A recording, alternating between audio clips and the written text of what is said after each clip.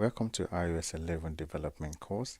Thanks for choosing me as your instructor. The next step for you to do is to download the latest version of Xcode from the App Store.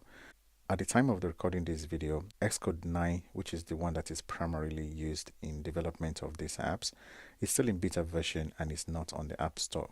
So you may want to go to the Apple website in order to download it. So if you go to the developer.apple.com and then go to the download section, you should be able to download the beta version of the app.